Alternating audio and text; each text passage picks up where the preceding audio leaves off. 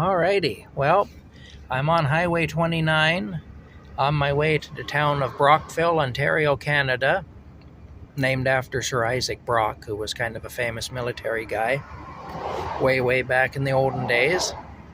And I'm in the right now I'm in the hamlet of Addison, Ontario, which is along the way. There's a church. It's Addison there. Anyway, I'm in the hamlet of Addison on my way to Brockville. You can see it's farm country out here. See there's some equipment in the field there.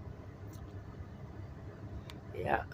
Anyway, I'm on my way to Brockville, and then I think from Brockville I'm going to continue on to Prescott, but I'm going to make some videos in Brockville first, and then I'll make some in Prescott. Probably make a few along the way too, because there's some kind of neat sights along the way. Anyway, but yeah, right now I'm in Brockville. Not in Brockville, in Addison. Addison's kind of an interesting place. A lot of strange things happen around Addison on the highway here.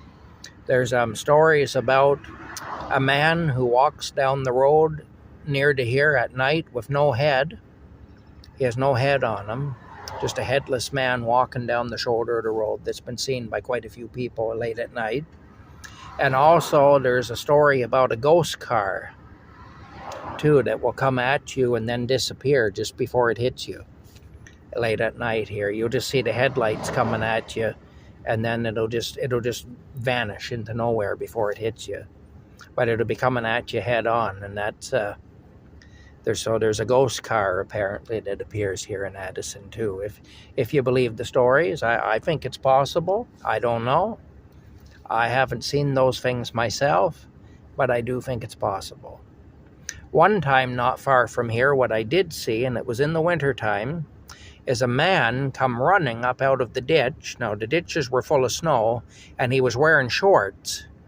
And he ran right out in front of my car, and he disappeared. I remember jumping on the brake, and the guy disappeared just before I hit him.